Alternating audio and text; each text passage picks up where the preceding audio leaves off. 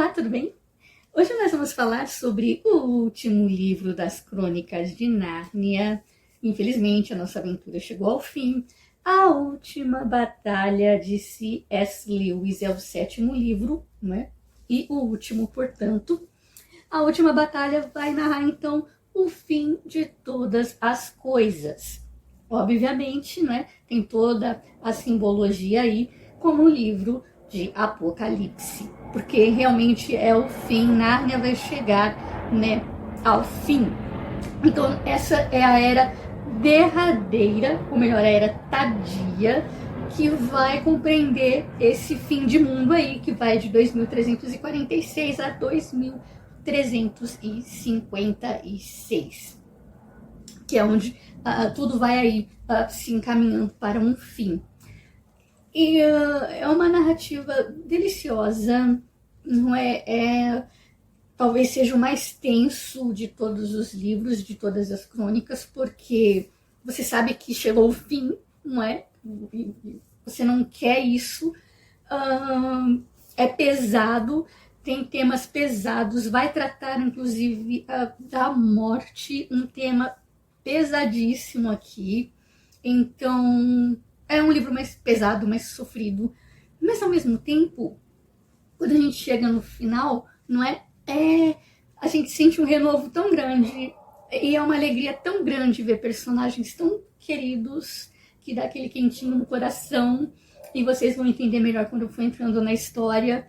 E assim, eu acho que é o mais forte, não é? Sem dúvida nenhuma, de todas as crônicas. E nós vamos ter como protagonista dessa história o rei Tirian, não é? E ele é tataraneto aí, né, do grande rei Caspian.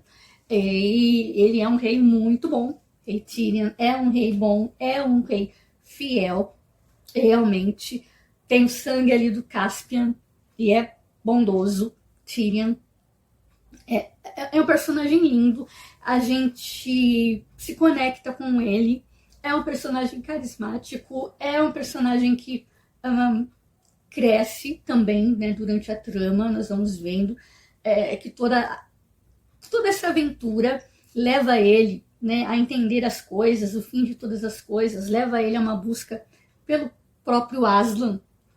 De uma certa forma ali a sua fé é aprovada, porque mesmo quando todo mundo está dizendo que não, que Aslan não existe, né, e tudo mais, ele ali lutando por aquilo que é certo, né, buscando aquilo que é certo, ao mesmo tempo pedindo um sinal. Será que eu não estou realmente lutando em vão? E, enfim, é um personagem muito lindo, muito bem desenvolvido, e eu amo o rei Tirian, porque também eu amo o rei Caspian, e eles são muito parecidos realmente. E temos então esse grande protagonista aqui nessa história, né? Então, a paz, né, no reino e tudo mais. Porém, um dia coisas estranhas vão acontecer a partir do momento em que um macaco velho e todo esquisito chamado Manhoso, não é? Ele tem como melhor amigo um jumento chamado Confuso. Só que esse Manhoso, ele é muito folgado, então a relação deles de amizade, não é só uma relação de amizade, é uma relação de interesse também, porque tudo, não é?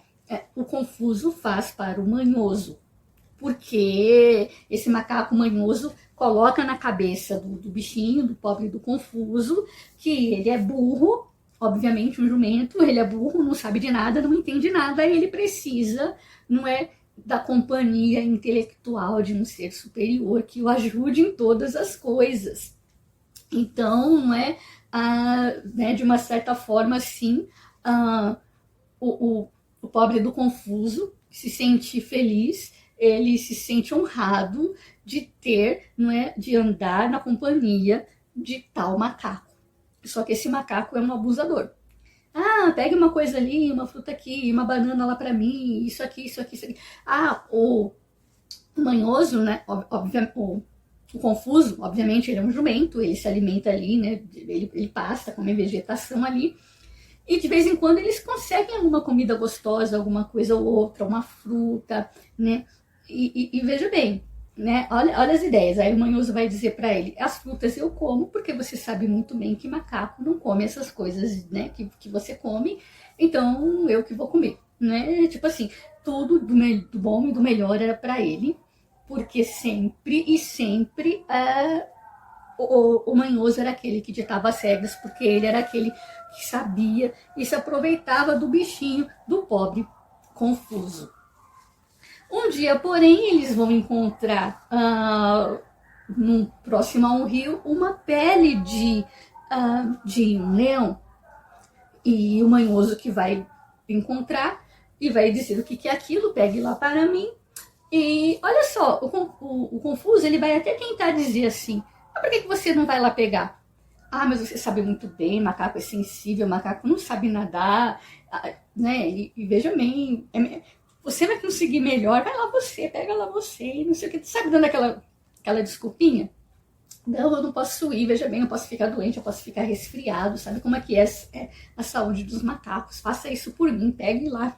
E o Confuso ainda tentava, né? Mas, poxa, eu não tenho interesse nisso. Você que está interessado em saber o que é, vai você pegar. Não, não sei o que. Ele começou a dar um ataque lá, histérico, e aí, tadinho, né?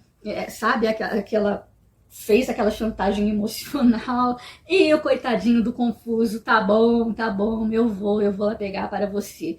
E o bichinho se lançou na água, pegou lá o que ele queria, que era justamente uma pele de leão. E quando eu só tô contando isso para vocês verem como era realmente meio que abusivo esse relacionamento aí de amizade, né, entre eles, e como o Confuso, coitadinho, era totalmente manipulado ali pelo macaco manhoso. Aí então o manhoso vai ter uma grande ideia, que é vestir justamente o jumentinho, não é Confuso, nesta pele de leão e fazê-lo se passar por Aslan. Então aqui nós já vamos ter já o início, não é, o surgimento aí de um anti-Aslan, de um falso Aslan, não é? E nós vamos ver que a coisa vai ficar feia. Em princípio, foi só para conseguir favores. Por exemplo, o Aslan chegou e olha só, Aslan está aqui e ele manda que vocês me peguem bananas. Então todos pegavam bananas e as bananas iam logicamente para quem? Para o manhoso. E o Confuso só servia, né? Só era usado realmente por causa dos planos ali do manhoso para se dar bem. E por aí foi, ele começou assim, conseguindo favores e não sei o que. Até que um dia chegou aos ouvidos do rei Tyrion. Uma vez ele estava lá sentado quietinho, juntamente com o seu unicórnio, Precioso, né? Um unicórnio chamado Precioso, né? Que ele tinha muita estima. Rei Tyrion estava lá, de boa, descansando. Eis que chega um grande nobre, chega um valente, não é? Um valente que é um centauro, na verdade. Esse valente chega e se aproxima e diz: Majestade, estão acontecendo coisas estranhas. Veja bem, Aslan regressou a Nárnia, ele está por aí. E dizem que ele foi visto por aqui, visto ali. E o que a gente pode fazer? Num primeiro momento, Tyrion fica maravilhado. Nossa, Aslan! Né? Os olhos dele brilharam. Aslan está aqui? Puxa vida, vamos procurá-lo. Eu quero vê-lo, né? Aslan está aqui, que maravilha. Mas aí o centauro diz assim: bom, mas tem algo estranho, majestade. Deixa eu te dizer. Acontece que as profecias nunca falham. As estrelas nunca falham. Quando Aslan chega, não é, as constelações estão, todas elas param e dançam para saudá-lo. Há uma formação diferenciada das constelações no céu. E nada disso está acontecendo, não há nenhum sinal da vinda de Aslan. E então, como é que pode ser? Mas aí, olha só, o próprio rei Tyrion, usando a própria palavra de Deus, digamos assim, diz: mas poxa, ele não é um leão domesticado. Ele vai, ele vem, não é isso que o próprio Aslan disse, ele vai, vem quando quer, mas espera lá, não é? Usando a palavra de Aslan para tentar justificar alguma coisa. e tentando dizer, não se dá o caso, não será possível que as estrelas estejam enganadas, ou que o Aslan possa vir, mesmo sem o anúncio das estrelas. E aí, então, vai ficar aquele questionamento, né? Não, majestade, isso é difícil, sempre é uma coisa que jamais eu vi. É impossível isso, majestade. E tem outra coisa estranha. Enquanto eles estavam conversando ali ainda, eis que entra uma dríade. Uma dríade que é uma moça alta, né? É a representação, digamos assim, do espírito de uma árvore, né? É uma dríade, é um ser que habita nas árvores. Então ela, né, uma criatura, em forma de uma moça alta, bonita, e ela chega, meu rei, misericórdia, ajude o meu povo. O que está acontecendo? O que está acontecendo? E essa dríade quase morre ali na frente dele. E ela desmaia, mas antes ela diz, olha, meu povo está sendo levado escravo, estão matando o meu povo. No que ela diz isso, ela cai morta, porque eles entenderam que a árvore em que ela habitava naquele momento morreu, ou alguém cortou. Então, peraí, gente, tem uma coisa muito grave, muito séria acontecendo aqui. E aí esse centauro vai dizer, pois é, isso está acontecendo e dizem que é obra do Aslan. Aslan está mandando cortar, matar todas as dríades e todas as árvores do ermo do Lampião. Não é? E a gente precisa fazer alguma coisa a respeito. Tá estranho isso, majestade. E aí o Tyrion pensa, realmente, seja lá quem for que estiver matando, né, cortando as árvores do bosque do Lampião, vai pagar com a própria vida. E ele pensa assim, mas mesmo se for por ordem do próprio Aslan, tem alguma coisa estranha aí acontecendo. Então vamos investigar isso aí. Então, logicamente, o rei Tyrion vai, juntamente com o seu unicórnio precioso, ele vai somente eles para né, investigar, mas antes de qualquer coisa, para não chegar lá com soldados e armar uma guerra, ele disse, eu vou para ver o que está acontecendo, se for necessário, vocês venham atrás de mim, dá mais um tempo, prepare aqui, organize aqui, fiquem aqui, e se for preciso, não sei o que está acontecendo, mas se prepare para seja lá o que for, mande, se eu me demorar, mande uma tropa, um batalhão ali em minha busca, ao meu encontro, caso eu precise de reforços, estejam a postos, entendeu? Essa foi a jogada aí do rei. Então eles foram andando para ver o que estava acontecendo. No meio do caminho ele parou, ele viu um cavalo sendo levado como um escravo e ele disse, foi a obra do Aslan. Aslan está permitindo que os calormanos entrem aqui, levem os narnianos como escravos, e eles estão cortando as árvores. E depois ele encontrou um ratinho que disse a mesma coisa, os calormanos que estão aqui cortando as árvores e levando elas todas para Calormânia, matando as árvores, arrancando todas as árvores aqui do Bosque do Lampião, mandando para Calormânia, e enfim, por ordem de Aslan. E por aí ele vai encontrando coisas estranhas, os calormanos ali, né, fazendo a limpa, acabando ali realmente com o ermo do Lampião, carregando, levando seres, levando árvores e tudo mais. Ele encontra um calormano que bateu, agrediu um cavalo falante, e ele disse, isso é abominável. Então ele pegou a espada, matou esse calormano, porque a ira dele foi tanta, ele matou esse homem. Mas aí, depois que ele matou, a fúria dele foi tanta. E aí ele foi conversar com um cavalo, e o cavalo disse, mas eu não sei se você agiu bem, porque isso foi ordem do próprio Aslan, para me levar cativo para lá. Eu não sei o que, eu não sei porquê, mas foi ordens dele. Então, aí o Tyrion falou, gente, eu não sei mais o que fazer, eu não quero acreditar, tá estranho isso, vamos tirar essa história limpo. E eu vou dizer então, o rei Tyrion ouviu dizer, então, pela boca desse cavalo, que Aslan foi visto, havia se armado ali um acampamento e um estábulo, e que havia um macaco que era uma espécie de profeta, e esse macaco transmitia as mensagens de Aslan, tudo que Aslan queria, todas essas ordens, todas essas baboseiras. Era um macaco que falava em nome de Aslan, e as pessoas viram Aslan É verdade, é ele, porque as pessoas viram, porque de noite, muitas vezes, isso só acontecia à noite, né? Vez por outra, rapidinho, por um curto período de tempo, Aslan saía então da sua tenda, para que as pessoas pudessem vê-lo, não é? E do estábulo ali, para que as pessoas pudessem vê-lo, e depois retornava. E Tyrion achou isso ainda mais esquisito. Então ele disse, bom, peraí, eu realmente cometi um crime, eu matei alguém, isso é errado, e quer saber?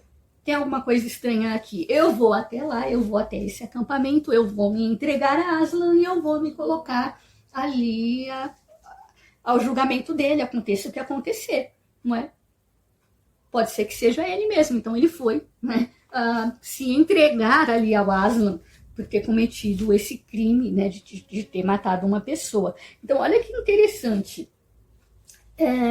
Ele fica só observando tudo aquilo num primeiro momento, e ele ouve o macaco falar muitas coisas, e que vocês vão trabalhar, e agora vocês vão saber que é trabalho duro mesmo. Aslan cansou de ser bonzinho com vocês, e o povo dizia, mas nós queremos ver o Aslan, nós queremos que ele mesmo, ele venha aqui e ele mesmo diga o que está acontecendo, eu quero que ele mesmo venha e fale conosco. E aí o macaco, não, mas Aslan cansou de ser bonzinho e ele não tem tempo para falar com seres burros que nem vocês. Então, né, se vocês querem saber de Aslan, é somente através de mim, e ele fala através de mim e eu transmito o recado e aquela coisa toda. E aí o rei Tyrion, aí sim ele vai dizer, macaco, você está mentindo, não pode ser, isso não é verdade. Aslan não tem a menor conexão com Calormanos, ele não tem a menor ligação com Calormanos, e não tem a menor ligação com o Deus deles, né? Não combina. E aí então o macaco diz que Aslan e Tesh, que é o deus, né, dos Calormanos, para a cidade lá de Tesh-Baaran, esse deus Tesh e Aslan são apenas um, e aí ele inventou até um nome que não é o Aslan que estava mais lá dentro daquele estábulo, era agora o Tashna. O rei Tyrion, então, depois de ter falado ali umas verdades para o macaco, ele vai ser preso, vai apanhar, e vai ser preso, vai ser amarrado ali num tronco de árvore e vai ser deixado ali, largado ali, e, obviamente, para morrer de fome, de sede e tudo mais. E vai ficar lá largado. Naquele momento ele vai fazer uma grande, belíssima oração, tipo, nada mais me importa, eu só quero saber qual é a verdade. O Senhor está aqui, o Senhor está comigo, me mostra um sinal. O que eu posso fazer agora? Então, veja bem, ele ora, né? Aslan, venha ajudar-nos agora. Mas a escuridão, o frio e a quietude continuaram do mesmo jeito. Que eu seja morto, gritou o rei. Nada peço para mim, mas venha salvar Nárnia. Se não vier pessoalmente, mande-me pelo menos os ajudantes de além-mundo. E então, quase sem se dar conta do que estava fazendo, subitamente gritou bem alto: crianças, crianças, amigos de Nárnia, venham rápido, eu vos chamo através dos mundos. Eu, Tyrion, rei de Nárnia, senhor de Cair-Paravel e imperador das Ilhas Solitárias. Aí então ele dorme, né? Um sono profundo. E depois de ter invocado realmente Aslan, o nome de Aslan, e ter invocado realmente a ajuda dos grandes seis do passado e das crianças, né, reis e rainhas de Nárnia, ele dormiu e aí ele teve uma visão.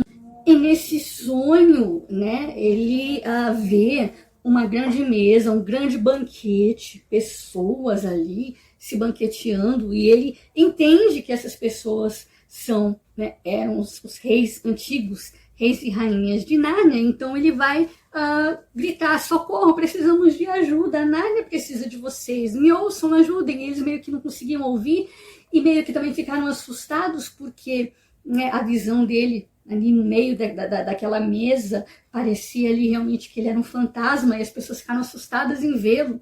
E ele dizia: socorro, socorro, Nárnia precisa de vocês. E a visão foi se desvanecendo, ele foi sumindo, e, né, e quando ele deu por si, né, estava realmente dormindo ali, e quando ele acorda, vem o socorro, vem a ajuda, justamente a Gil e o Eustáquio, que o desamarra imediatamente e dizem: perdoe a demora, mas conte-me, quem é você, né? Nós tivemos um susto, pensamos todos que você era um fantasma. E aí ele vai dizer quem ele é, que ele é o rei Tyrion, e vai contar toda a história do Aslan, que foi visto aqui e ali, e ele já não estava mais entendendo mais nada. Como é que o Aslan não estava fazendo coisas tão horríveis, permitindo coisas tão horríveis assim? E aí eles vão entender que o caso é sério, é gravíssimo.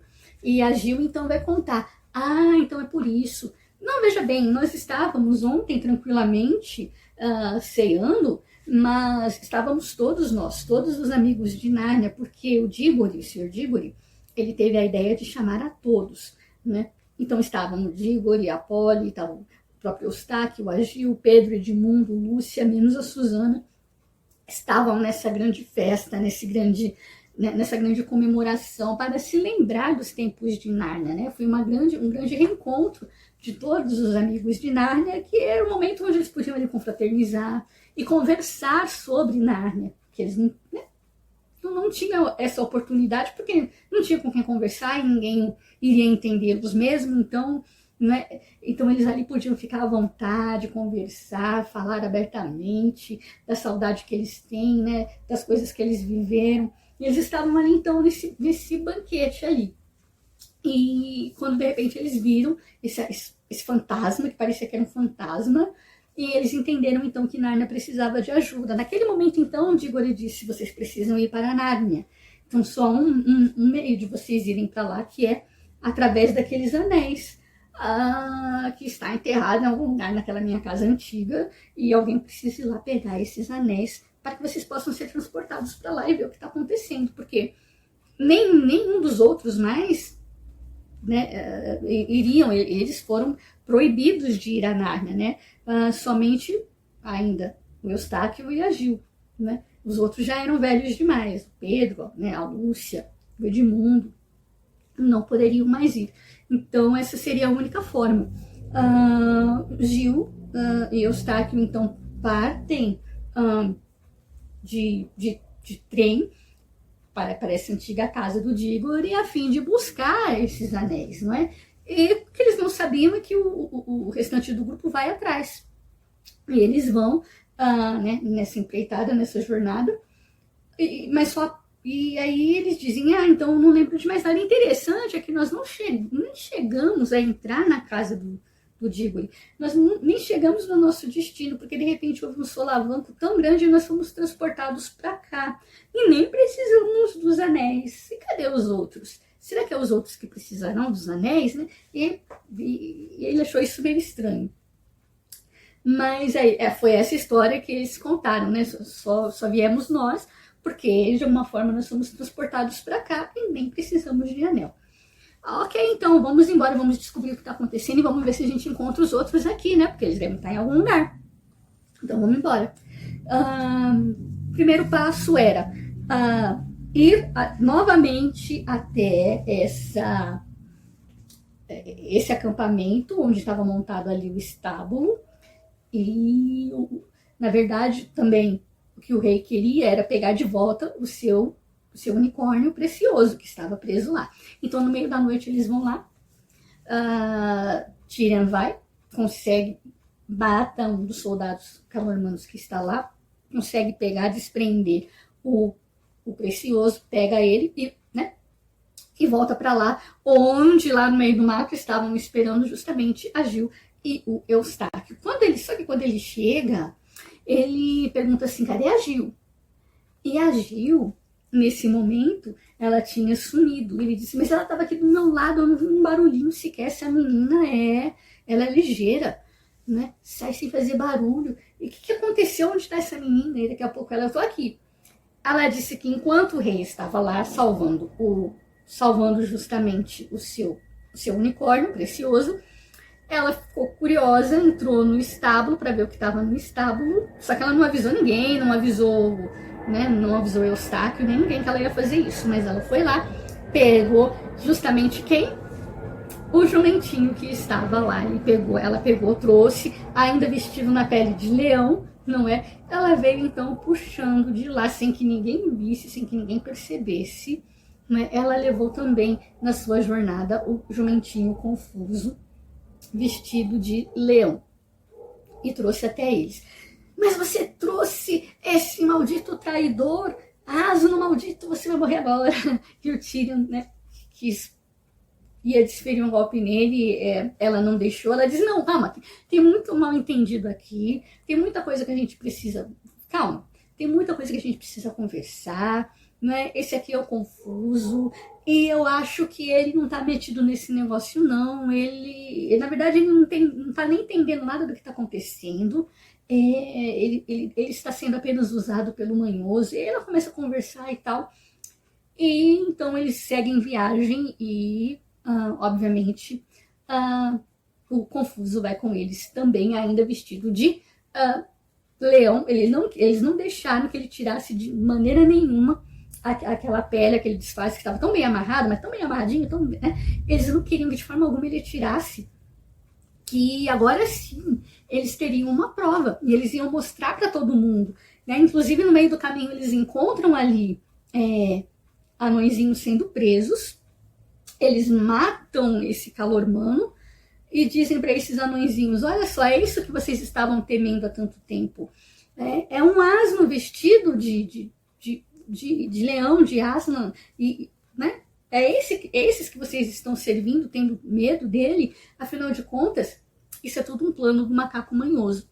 E aí então, só que os anõezinhos não acreditaram, nem sequer agradeceram por terem sido salvos, porque eles pensaram, tanto faz, Aslan, Tashlan, se ele existe, se ele não existe, se esse jumento aí é real ou não. Olha, vocês só estão nos usando, de alguma forma vocês estão só nos usando, nós já nos enganamos tanto que a gente já não acredita em mais nada, nem em ninguém, nem sei mais. E se vocês não fizeram, né, não pegaram esse jumento aí para dizer, para inventar mais uma mentira, quer saber? A gente não serve mais a ninguém, nem calormanos, nem Aslan, nem Tash, nem ninguém. Viva os anões, né? Eram os ateus, digamos assim. Por quê?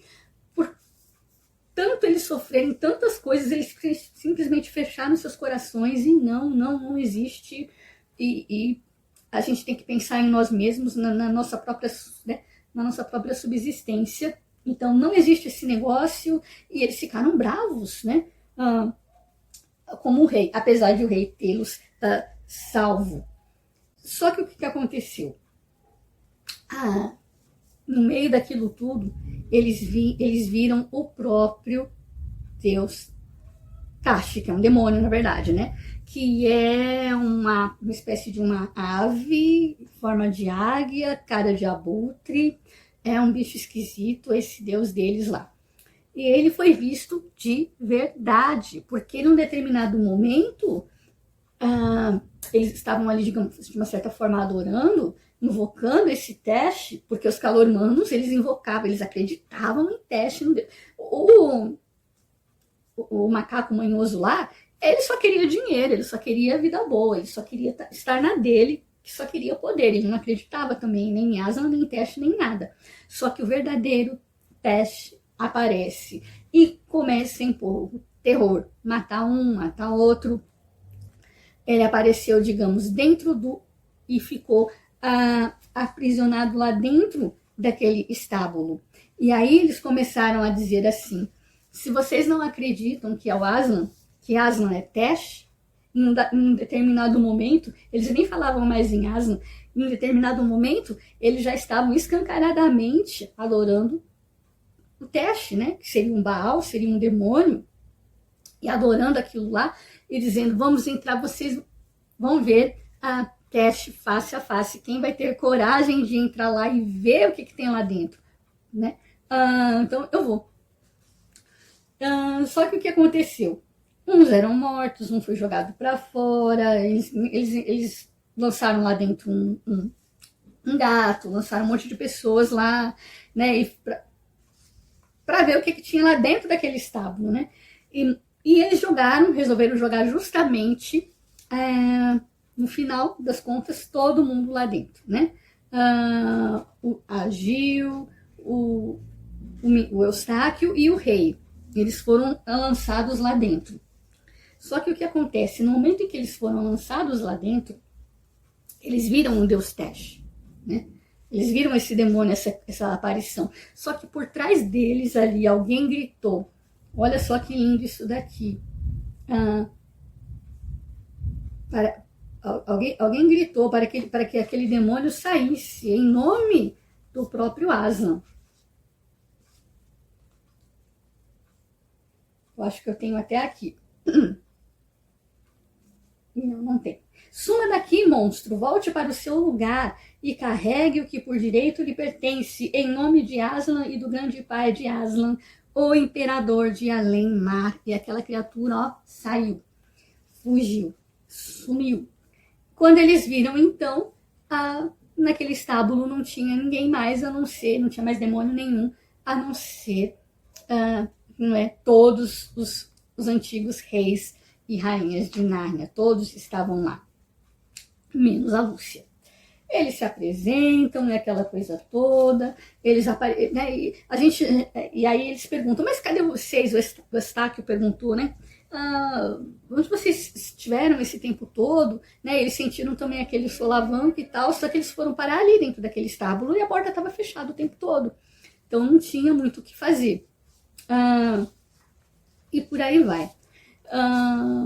Eles eram lançados lá dentro porque uma vez que já não tinha mais o jumentinho, né? Ele tinha sido levado, ele não tinha mais como bancar essa farsa, né? Então ele disse que agora o Deus era poderoso e estava lá dentro, quem quisesse falar tinha que ir lá dentro, mas que se fosse, jamais voltaria vivo, e ele queria saber quem que era o corajoso o suficiente para ser colocado, para entrar lá. E aí veio essa confusão toda. Então eles estavam lá naquele estábulo. Ele sai de lá, então, já visto que aquela criatura foi derrotada, né, pelo poder ali da palavra, simplesmente, né, eles saem dali e, de repente, coisas estranhas começam a acontecer. As estrelas começam a perder o seu brilho, a cair do céu, aí a gente começa a ter realmente o fim do mundo, porque o Aslan vai aparecer, o verdadeiro Aslan vai aparecer e vai dizer que haja um fim. E eles queriam salvar ainda aqueles anõezinhos, sabe? Que eles encontram aqueles anõezinhos ainda amarrados lá dentro do estábulo, antes de sair desse estábulo, na verdade, né? E o Aslan vai aparecer e a Lúcia, como sempre, vai ficar comovida, né? Será que a gente não pode fazer alguma coisa por eles, Aslan? E aí o Aslan vai dizer, eu creio que não, porque eles não querem, eles não se deixam ser ajudados, veja bem. E olha só, não, vamos embora, aqui está Aslan, vamos conosco, Aslan é real, não, Aslan não existe, nada existe, não sei o que. Aí Aslan fez aparecer uma belíssima refeição, olha que simbologia bonita, né? Uma refeição farta ali para os anõezinhos, o melhor vinho, a melhor comida, e eles comeram, beberam. O melhor vinho tinha gosto de água suja. Vocês estão nos dando água suja. O outro comia aquela coisa maravilhosa. E pão mofado, pão velho e seco, né? Que indignidade é essa que vocês estão nos tratando? E enfim, e a Lúcia sem entender nada. Ele disse, não adianta, né? Nunca, a verdade para eles, nunca eles vão aceitar, nunca. Né? Então ali com o melhor, com tudo de bom e do melhor, né? Eles continuaram, ou seja, a simbologia é essa, né? Tendo todas as oportunidades, tudo de bom, tudo a seu favor, ali, para aceitar os favores ali de Aslan, eles preferiram recusar. E é uma história interessante. Continuando a história, então aí sim as coisas vão chegar a um nível máximo, assim, vai haver uma batalha, e vai haver uma guerra, e Aslan desperta o pai tempo, e ele põe fim a tudo, e aí acaba tudo, as estrelas... Mas assim, a narrativa, conforme a gente vai lendo, é lindo demais, tá, gente? É muito lindo. as luzes, as estrelas vão se apagando, é tudo muito poético. E aí eles vão entrar por aquele estábulo, né, a porta, né, que era onde estava aquele estábulo. Aslan vai transportar todos para lá, todos, né, os bons narnianos vão entrar junto com Aslan a salvo pela porta desse estábulo. E tudo que ficou para trás foi destruído. Quando eles vão olhar, toda a Nárnia foi destruída. E eles vão entrar então para aquele estábulo, que é um portal para um outro lugar, que nada mais era do que a nova Nárnia. Tanto é que as crianças vão andem. E elas vão dizendo, andem para cima, sempre, andem.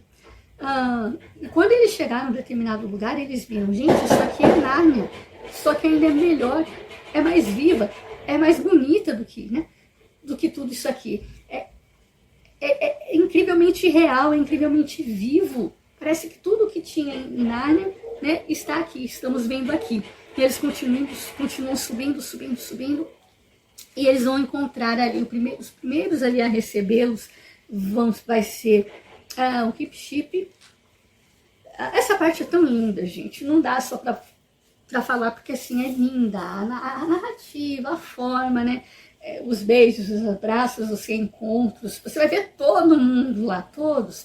Você vai ver o Sr. Túminos, você vai ver o Hip Chip, você vai ver o Caspian, gente, todos ali para recebê-los ali na Nova Nárnia. É uma coisa linda, fantástica. Eu só fico triste porque assim, eu queria mais dessas cenas, sabe? Eu queria mais, por exemplo, eles ali verdadeiramente trocando uma ideia, sabe? Ali a mesa do leão, a grande mesa, eles sentados ali, mesmo que, sei lá, que o Lewis se demorasse um pouco mais, ficasse um pouco maior obra, mas seria legal ver isso, sabe? Eles ali conversando, confraternizando, trocando ideias. E a gente tem esse gostinho, não é? Com o próprio rei Tyrion, ele encontra determinada pessoa, é você, tal criatura, quando ele vê o Hip Chip, é você, é o famoso, que, né, o grande herói, o grande guerreiro, o ratinho guerreiro, aquela coisa toda. E eu fico pensando, quando eu vejo esses reencontros, eu fico pensando, gente, no céu, que maravilha, eu chegar lá e encontrar, Paulo, é você, Paulo, me conta, eu ia ficar horas lá conversando com ele, fazendo perguntas, né? José, que é né? José da Bíblia, que é um dos personagens que eu mais amo, né? Eu encontrar José do Egito ali, José, você por aqui, me conte, me fale, né, sobre a sua vida, como é que é, sabe essas coisas assim? Então tem esse gostinho, né? Esses encontros têm esse gostinho, e é mais ou menos como vai ser no céu, né? Nós vamos encontrar todos esses históricos, todos esses grandes homens e mulheres de Deus históricos que estão na Bíblia, né? Nós vamos encontrar todos lá, vai ser uma maravilha, vai ser um encontro tão bonito, nós vamos ficar tão maravilhados, o tempo vai ser pouco para tanta coisa. Eu acho que é por isso também que não ficou tão... ele não explicitou tanto, somente fez citações que eles encontraram ali, encontraram o Caspian, encontraram o Hip Chip e todos mais, o Sr. Túminos, ele só tem uma fala curtinha aqui e ali, não é muito explorado, mas é o suficiente para emocionar o nosso coração, e a gente entendeu a ideia é justamente essa, desse deslumbramento, da gente chegar lá e encontrar, beijar, abraçar, né, essas pessoas que a gente ama, no mesmo deslumbramento ali do Tyrion, né? Eu vou sentir quando encontrar Pedro, né? Quando eu encontrar os apóstolos. Gente, que lindo, que precioso, né? É um livro justamente, como eu disse, é triste, é pesado, porque vai falar sobre o fim de todas as coisas, vai falar sobre a morte, porque um detalhe, descobre-se que essas crianças, na verdade, não foram transportadas para a Nárnia, simplesmente, né? Por Aslan, como das outras vezes. Nem por meio de anel, nem por nada, né? Eles morreram todos naquele acidente. E é por isso que estavam todos juntos, todos reunidos, porque eles estavam realmente fazendo uma confraternização ali, né, de todos os amigos de Nárnia, justamente naquele momento, onde eles estavam indo justamente na casa do velho Dígor e buscar os anéis, não é? Para que eles pudessem então ser transportados a Nárnia e ver o que estava acontecendo. Só que isso não chegou nem a acontecer, porque houve aquele solavanco, e aquele solavanco, na verdade, foi um grande acidente que transportou a todos eles para Nárnia, só que dessa vez, para sempre, como vai dizer o Aslan aqui.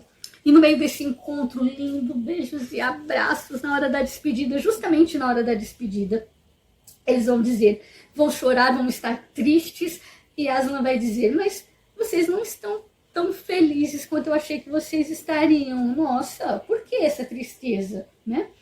E aí eles vão dizer, Aslan, poxa, é que a gente já foi e voltou tantas vezes, e sempre a gente fica, o nosso sonho, o nosso coração, quando é que a gente vai voltar, quando é que a gente vai voltar, e a gente sempre é levado de volta para casa, tantas vezes já. Aí a gente fica triste porque a gente sabe que chegou a hora, a gente sabe que a gente vai ter que voltar para casa. E aí, oh meu Deus, aí que Aslan vai dizer para isso, vocês não precisam, aí que o Aslan vai dizer, não precisam ter medo, vocês não perceberam? E aí ele vai dizer que eles, na verdade, sofreram aquele acidente, que eles morreram realmente, e que agora eles estavam ali, em a Nárnia, definitivamente. E aí, a narrativa vai continuar assim, gente, sem palavras, só para terminar. E à medida que ele falava, já não lhes parecia mais um leão. E as coisas que começaram a acontecer a partir daquele momento eram tão lindas e grandiosas que não consigo descrevê-las. Para nós, este é o fim de todas as histórias e podemos dizer com absoluta certeza que todos viveram felizes para sempre. Para eles, porém, este foi apenas o começo da verdadeira história. Toda a vida deles neste mundo e todas as suas aventuras em Nárnia haviam chegado ao fim. Ou melhor, haviam sido apenas a capa e a primeira página do livro. Agora, finalmente, estavam começando o capítulo 1 da grande história que ninguém na Terra jamais leu. História que continua eternamente, na qual cada capítulo é muito melhor do que o anterior. Na verdade, não é o fim de todas as coisas, e sim o começo de todas as coisas. E isso vai gerar uma polêmica muito grande, né? Por que a Susana não foi para o céu? Por que a Susana não estava lá? E é o Pedro que vai dizer, né, que nós vimos que ela não era mais amiga de Nárnia, porque agora ela estava interessada em outras coisas, em rapazes, em batom, em vestido, em coisas de mocinha e tudo mais. Mas aí vai haver uma polêmica. Será que é por isso que a Susana não foi para o céu? Não, não é por isso. Até porque ela já viveu uma vida adulta mesmo em Nárnia, não é? Como rainha. Lembra que ela viveu durante 15 anos ali e cresceu. E ela foi até, conquistou até coração de reis, né? De outros reinos. Estava quase noiva. Então ela não é só por causa disso. É porque a questão aqui não é a roupa, a maquiagem, a beleza em si que ela estava valorizando. Não, é que ela deu mais valor às coisas do mundo e esqueceu-se da pátria de Nárnia, na pátria celestial, o destino final. Ela estava só interessada em viver o aqui e o agora e esqueceu que tem uma vida além disso, que existe uma Nárnia. E para ela, essa vida aqui era melhor do que, digamos assim, Nárnia, né? As imaginações, que para ela não passava de imaginação de criança, né? Melhor é realmente viver a vida de adulto, as coisas boas da vida, o aqui, o agora, o estudo, o sucesso, a beleza, o namoro, essa coisa toda. Então a questão não é só por causa da vaidade, por causa do batom, por causa disso ou daquilo, não. A questão aqui ela abandonou por livre e espontânea vontade, deixou de acreditar em Nárnia. Mas eu tenho certeza que Lewis tinha um plano para ela. Não sei qual plano seria esse, mas ele tinha sim um plano todo especial para Lúcia. Ele veio a falecer, mas eu acho que tem um começo de um manuscrito, acho que ele começou a elaborar ali um livro que se chamaria justamente Susana de Nárnia. Então, eu não sei se seria parte ainda das Crônicas de Nárnia, ou somente uma história à parte, contando a história da Susana. Eu não sei o que ela representaria, se talvez ela iria representar, sei lá, aqueles que se converteram da última hora, que foram arrebatados e não sei o quê. A gente sabe que Pedro falou aquilo naquela hora, que ela não era mais amiga de Nárnia, por isso ela não veio. Mas quem sabe, né, num dado momento ali, eles encontraram ela no meio daquela multidão, e ela apareceu lá. Você tá aqui também, Susana? Eu tô, porque, tipo assim, na última hora, não sei, Aslan apareceu pra mim, né, e me falou isso, e me deu a oportunidade de me arrepender, e me deu a oportunidade de estar para sempre com os meus irmãos. Lembre-se que ela vai estar tomada pela dor, porque os irmãos dela todos vão morrer ali, né? Então, o bagulho é pesado. Então, de repente, quem sabe ela vai estar ali tomada pela dor, Aslan aparece para ela e dá essa oportunidade. Olha, você pode estar com eles estão num lugar maravilhoso. Se você não se arrepender, você não vai para esse lugar maravilhoso. Quem sabe alguma coisa, eu tenho certeza que Lewis tinha preparado para Susana, primeiro por causa desse livro, que não, obviamente ele não teve tempo de terminar, mas ele estava pensando em alguma coisa para ela, e eu acredito nisso, porque, como Aslan diz, quem é rei e rainha de Nárnia será sempre rei e rainha de Nárnia, não importa o que aconteça. E ela, eu acredito sim, que tinha algum plano, alguma coisa ali, ela iria representar, ou ela nos representar aqui, nós, né, aqui humanos, de alguma forma, né, nesse mundo, alguma coisa iria acontecer, né, que queria mudar a vida da Susana, mesmo que ela tenha esquecido, tenha abandonado, tenha se desviado, eu creio que alguma coisa iria acontecer. Então eu não me preocupo muito com essas polêmicas, polêmica, não sei o que, tem gente que não gosta, tem gente que não gostou do final que a Susana teve e não sei o que, mas eu acredito que esse não era o final, tá? Aí é que tá o pulo do gato. Não era o final, eu acho que tinha mais alguma coisinha ali. Apesar do livro aqui se encerrar, né? Fechou, não tem, né? Acabou. Mas eu acredito que tinha alguma coisa, tinha um livro programado que era especificamente falando sobre Susana de Nárnia. Então alguma coisa eu creio que ali que iria acontecer. E eu acredito que ela foi também para a Nova Nárnia. Então, gente, é um livro fabuloso, é lindo, é emocionante, forte, como eu disse, tem simbologia pesada e tem acontecimentos pesados aqui, vai falar da morte, de tantas coisas. Aqui o bicho vai pegar, aqui a luta vai ser feia, aqui vai ter morte, aqui você vai ver coisas, sabe, coisas sendo destruídas. E é lindo isso, porque justamente, né, nós nos apegamos a esse mundo, nós nos apegamos a esses personagens e a gente vê tudo se acabando. Mas, então, né, não era o fim, né, era apenas um novo começo. E que coisa linda, que coisa maravilhosa, que mensagem linda que o C.S. Lewis aqui consegue, né, nos transmitir de uma forma tão singela, né? Esse então é o último livro, é o mais denso, é o que me deixa mais triste, porque é o último, tem esse reencontro lindo de todos, que eu gostaria que fosse maior, eu gostaria, sabe, de ver mais, assim, o William babando, conversando com o Caspian, conta como é que foi ali, né, as suas viagens ali no Peregrino da Alvorada e essa coisa toda, sabe, esse gostinho? Gente, seria tão melhor ver mais, sabe, dessa reunião de todos eles.